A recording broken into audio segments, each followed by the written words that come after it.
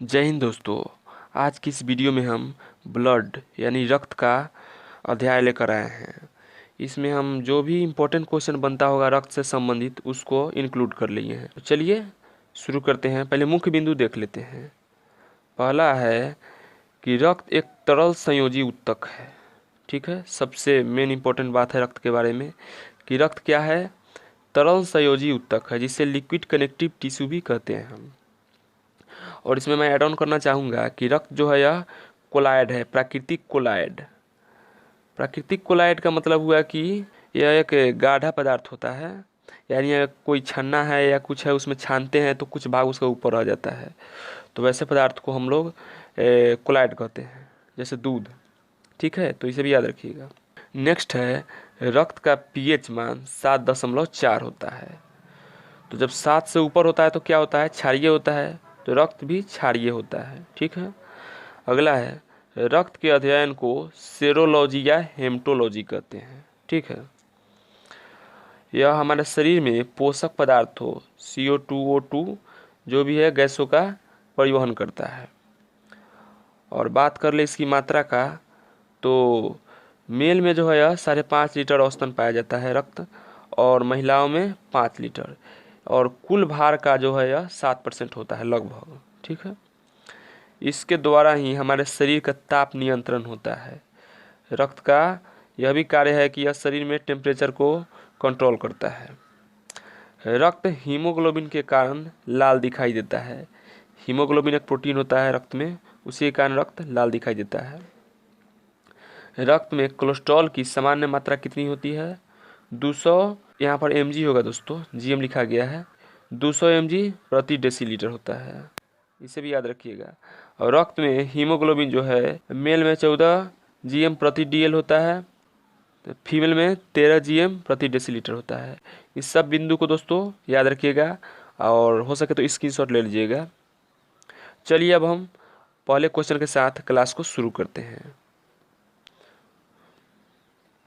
दोस्तों, अगर आपको वीडियो पसंद आए तो इसे लाइक करें, अपने दोस्तों में शेयर करें, और चैनल को सब्सक्राइब जरूर कर लें।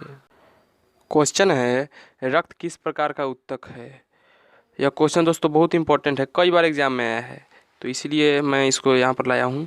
सही आंसर है तरल संयोजी ऊतक, जिसे हम अंग्रेजी में लिक्विड कनेक्टिव टिश्यू भी कहते हैं। रक्त जो है यह प्राकृतिक कोलायड भी होता है, यानी यह गाढ़ा पदार्थ होता है, जैसे दूध होता है उसी तरह, इसे याद रखिएगा। अगला है, मानव शरीर में औसतन कितना रक्त पाया जाता है। सही आंसर होगा ऑप्शन 1, 5.5 लीटर। यह मेल में होता है, और फीमेल में 5 लीटर। यह औसतन है, थोड़ा ऊपर नीचे हो सकता है, लेकिन मेल में 5.5 लीटर और फीमेल में 5 लीटर रक्त पाया जाता है। यानी मेल के तुलना में फीमेल में आधा लीटर कम होता है, और यह हमारे शरीर के कुल भार का 7% होता है, इसे भी याद रखिएगा। नेक्स्ट क्वेश्चन है, रक्त किसके कारण लाल दिखाई देता है। तो दोस्तों, रक्त जो है हीमोग्लोबिन के कारण लाल दिखाई देता है। हीमोग्लोबिन प्रोटीन होता है, इसी कारण रक्त लाल दिखाई देता है। और क्लोरोफिल के कारण पत्तियों का रंग हरा होता है, यह एक वर्णक है। और केसिन जो होता है यह दूध में होता है, केसिन के कारण दूध का उजला रंग होता है। और दूध का पीला रंग जो होता है वह कैरोटीन के कारण होता है। और ल्यूकोपिन जो होता है, यह टमाटर का लाल रंग ल्यूकोपिन वर्णक के कारण होता है। इस सब को दोस्तों नोट कर लीजिएगा। नेक्स्ट क्वेश्चन है, रक्त में कोलेस्ट्रॉल का समान स्तर कितना होता है। कितना होता है दोस्तों, सही आंसर हो जाएगा ऑप्शन 2, 180 से 200 mg प्रति डेसीलीटर होता है। यानी यह समान रक्त में कोलेस्ट्रॉल की मात्रा 180 से 200 mg पर डेसीलीटर होता है। नेक्स्ट क्वेश्चन है, मानव शरीर में रक्त का कार्य क्या है। तो रक्त का कार्य क्या है दोस्तों, सही आंसर हो जाएगा इसका ऑप्शन 4। रक्त का जो है इनमें से सभी कार्य है, यानी CO2 और O2 का परिवहन, शरीर का ताप नियंत्रण, और पचे भोज्य पदार्थ का परिवहन, ये सभी रक्त का कार्य है। नेक्स्ट क्वेश्चन है, मानव शरीर में रक्त का निर्माण कहाँ होता है। ये क्वेश्चन दोस्तों कई बार एग्जाम में आया है और परीक्षा की दृष्टि से काफ़ी इंपॉर्टेंट क्वेश्चन है। सही आंसर होगा ऑप्शन 2, अस्थि मज्जा में। अस्थि मज्जा जिसे बोन मैरो कहते हैं, इसी में जो है हमारे शरीर में रक्त का निर्माण होता है, अस्थि मज्जा में। और दोस्तों रक्त का विनाश कहाँ होता है, यानी कि रक्त निर्माण तो अस्थि मज्जा में होता है और इसका विनाश जो है वह प्लीहा में होता है। प्लीहा जिसे तिल्ली भी बोलते हैं और अंग्रेजी में स्प्लीन कहते हैं। तो इसी में जो है रक्त का यानी मृत्यु हो जाता है, तो इसे याद रखिएगा। नेक्स्ट क्वेश्चन है, रक्त में हीमोग्लोबिन का औसतन स्तर कितना होता है? कितना होता है दोस्तों? सही आंसर हो जाएगा ऑप्शन 1, 14 से 15 ग्राम प्रति डेसीलीटर। यानी हमारे शरीर में रक्त में हीमोग्लोबिन का स्तर जो है यह 14 से 15 ग्राम प्रति डेसीलीटर होता है। और बात करें महिलाओं की, तो महिलाओं में 12 से 13 ग्राम प्रति डेसीलीटर होता है, तो इसे भी याद रखिएगा। ये पुरुष में थोड़ा सा ज़्यादा होता है, हल्का सा। हेमोग्लोबिन में ही आयरन पाया जाता है, तो अगर हेमोग्लोबिन का स्तर ज़्यादा है तो शरीर में थोड़ा कठोरता रहती है, तो महिलाओं की तुलना में पुरुष का शरीर थोड़ा कठोर होता है। तो यही कारण है कि इसमें हेमोग्लोबिन पुरुष के शरीर में ज़्यादा रहता है रक्त में, इसे याद रखिएगा। नेक्स्ट क्वेश्चन है, रक्त के अध्ययन को क्या कहा जाता है? सही आंसर हो जाएगा ऑप्शन 3, हीमेटोलॉजी। रक्त के अध्ययन को हीमेटोलॉजी कहा जाता है। और बात कर ले आगे न्यूरोलॉजी की, तो न्यूरोलॉजी जो है इसमें हम तंत्रिकाओं का अध्ययन करते हैं, तंत्रिकाओं के अध्ययन को न्यूरोलॉजी कहते हैं। और हिप्नोलॉजी की बात करें तो नींद के अध्ययन को हिप्नोलॉजी कहते हैं, इसमें हम लोग नींद का अध्ययन करते हैं। और अगला है फाइकोलॉजी, तो फाइकोलॉजी जो है यह शैवालों के अध्ययन को कहते हैं, शैवाल के अध्ययन को फाइकोलॉजी कहते हैं, इसे याद रखिएगा। अगला क्वेश्चन है, रक्त के कितने भाग होते हैं? तो इसका सही आंसर होगा ऑप्शन 1, रक्त के 2 भाग होते हैं। चलिए दोस्तों आगे हम लोग इसका स्ट्रक्चर देख लेते हैं पूरा रक्त के बारे में। देखिए दोस्तों, यहाँ रक्त है, ब्लड यहाँ शुरू होता है, यहाँ पहला इसका 2 भाग है। पहला भाग जो है यहाँ प्लाज्मा, यहाँ प्लाज्मा, और दूसरा भाग जो है यहाँ हो गया रुधिराणु, जिसे ब्लड कॉर्पस्कल्स कहते हैं।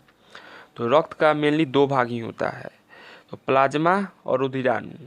तो प्लाज्मा जो है यह रक्त का 55 से 60% लगभग हिस्सा होता है, और रुधिराणु जो है यह 40 से 45%।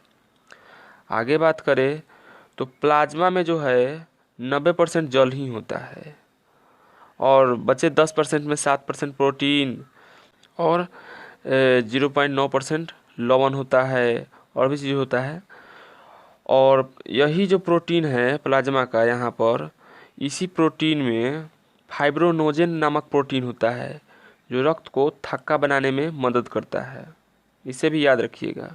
लेकिन दोस्तों अगर हम रक्त के प्रकार की बात करें तो रक्त जो है वह 4 प्रकार की होती है। एक तो आपका प्लाज्मा हो ही गया यहाँ पर, और दूसरा आरबीसी, तीसरा डब्ल्यूबीसी, और चौथा प्लेटलेट्स होता है। ठीक है, चलिए आगे देखते हैं आरबीसी। तो आरबीसी का जो है पूरा नाम होता है रेड ब्लड कॉर्पोसल्स, जिसका नाम है एरिथ्रोसाइटस। इसका जीवन काल जो है यह 120 दिन होता है आरबीसी का। दूसरा है डब्ल्यूबीसी। तो डब्ल्यूबीसी जो है यह डब्ल्यूबीसी को ल्यूकोसाइटस भी कहते हैं, और इसका पूरा नाम डब्ल्यूबीसी का होता है वाइट ब्लड कॉर्पोसल्स। इसका जीवन काल 4 दिन होता है। और बात करें प्लेटलेट की, तो प्लेटलेट जो है यह इसका नाम जो है थ्रोम्बोसाइटस होता है, और इसका जीवन काल 5 दिन होता है। इस सबको याद रखिएगा। प्लाज्मा से फाइब्रोनोजन नामक प्रोटीन निकालने के बाद शेष प्लाज्मा क्या कहलाता है? अभी दोस्तों मैंने आपको बताया था कि जो फाइब्रोनोजन नामक प्रोटीन होता है प्लाज्मा के प्रोटीन में, तो उसमें से जो ये शेष प्लाज्मा निकाल लिया जाता है, तो बचा भाग जो होता है उसे हम सीरम कहते हैं।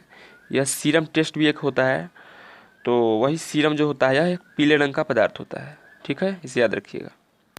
नेक्स्ट क्वेश्चन है, आरबीसी का मुख्य कार्य क्या है?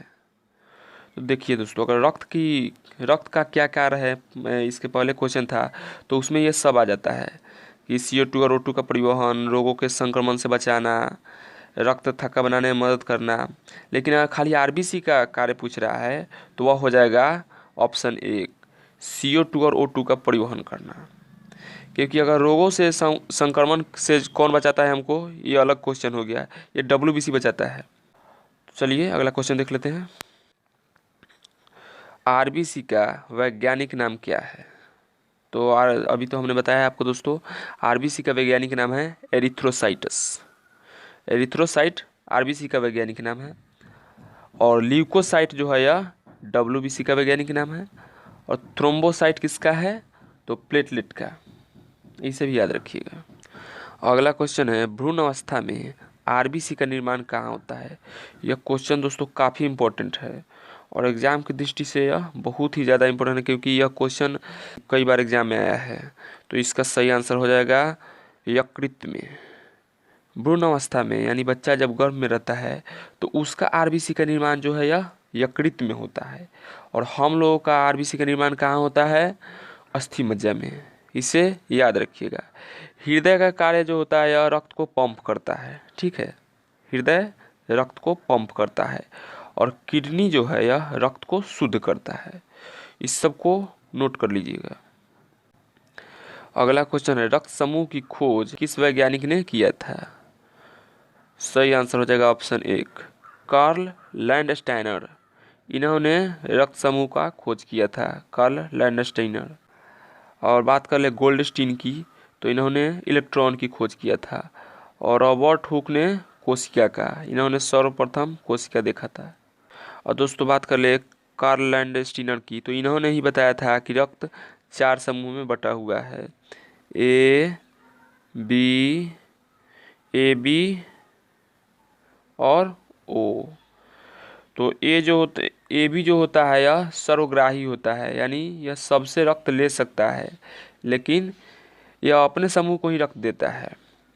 और ओ जो है यह सबको दे सकता है, यानी यह सर्वदाता होता है। तो इसे भी याद रखिएगा। बात कर ले अगले क्वेश्चन की, तो अगला क्वेश्चन है, रक्त में RBC अनुपात WBC, यानी यह RBC और WBC का अनुपात कितना होता है? सही आंसर है ऑप्शन 1, 600:1। दोस्तों एक बात याद रखिएगा कि रक्त में जो है यह RBC की संख्या बहुत ज़्यादा होता है, यानी लगभग माना जाता है कि 5 मिलियन संख्या होता है RBC का। और WBC का बहुत कम होता है। अनुपात में आप देख सकते हैं कितना होता है, बहुत ही कम होता है WBC की संख्या। तो इन सबको याद रखिएगा। अगला क्वेश्चन है, रोगों से लड़ने वाली प्रतिरोधक क्षमता कौन प्रदान करता है? तो दोस्तों जैसा मैंने पहले बताया था कि यहाँ पर दोस्तों मिस्टेक हो गया है, यहाँ पर WBC होगा, ठीक है, WBC। तो ल्यूकोसाइट जो है यह RBC का ही WBC का ही वैज्ञानिक नाम है।